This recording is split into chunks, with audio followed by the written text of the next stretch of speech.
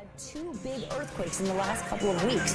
The one that was just to the southeast of Mexico City, that was a 7.1. But a couple weeks before that, we had the 8.1 earthquake. I worked with Russian scientists in the mid-1990s, and what we developed were systems for leading them offshore. And this information was given to the U.S. military because Russia really doesn't have a problem with hurricanes. We do.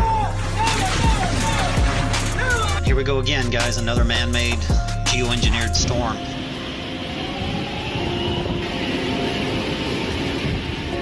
And knowing that the government, the bankers have the ability to knock these things out with their weaponry, their electromagnetic weaponry, but they're not. They're going to feed it. Barbuda, which has already been destroyed, half of the population there is homeless.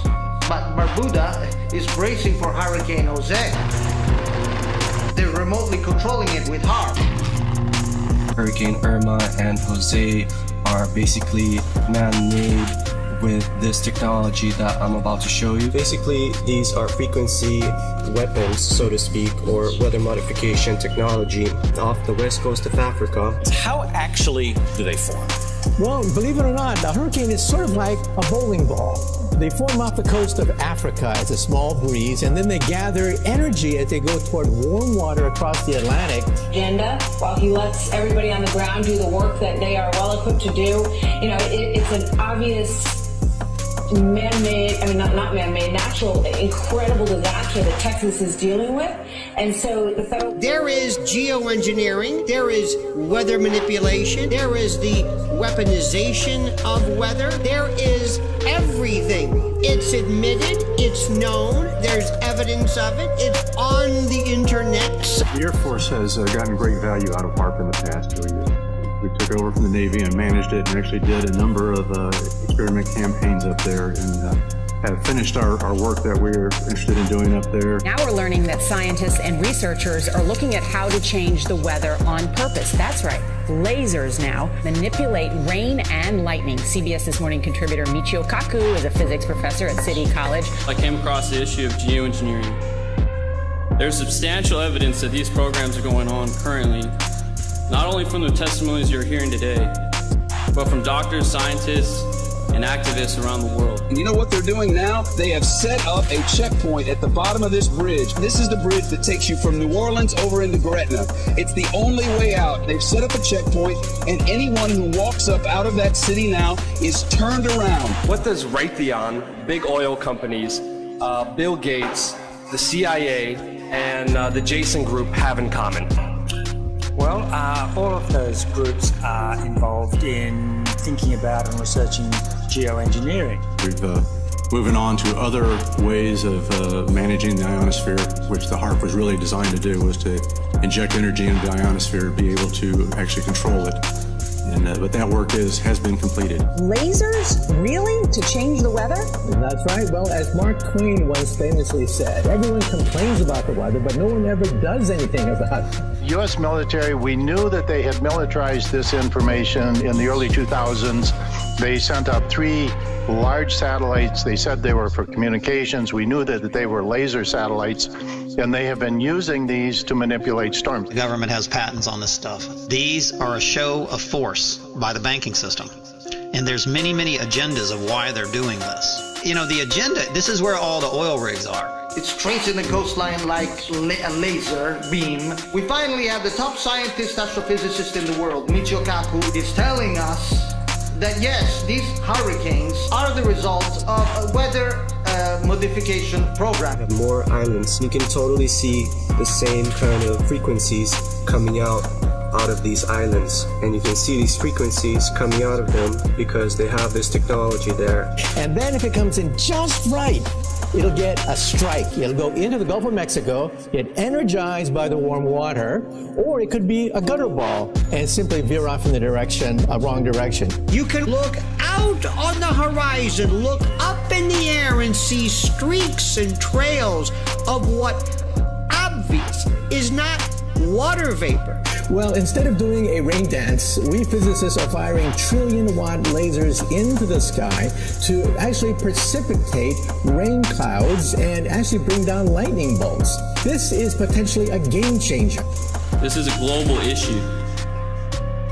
quote from the U.S. Air Force document reads, in 2025, U.S. Aerospace Forces can own the weather by capitalizing on emerging technologies. You are not allowed to go to Gretna, Louisiana from New Orleans, Louisiana. Look in the face of the baby. This is it. This is it. No sugarcoating, no political spin, no Republicans with Democrats. People suffering. Let them go. Bill Gates, for example, is investing in a number of geoengineering companies and projects. He's backing scientists doing that kind of work. The security state is taking a close interest in it. They're carrying out inquiries. And the way they do this, hurricanes, we first have to dispel this myth that hurricanes are somehow created and maintained by warm water. Totally incorrect. The hurricanes are powered by electrical currents from the ionosphere. Now, I told you when Harvey hit, they were going to raise gas prices. We already have a gas increase already, about 35 cents right now than when it was before the storm. The skies are sprayed with nanoparticles. You might as well have said chemtrails, because they're the same thing, delivery systems for nano dust. They're spraying the skies with nanoparticle. This technology, gonna zoom out a little bit, is creating these spindles, so to speak, right? You can totally see all of these and all of these. And they will say, those are contrails. Those are from jets.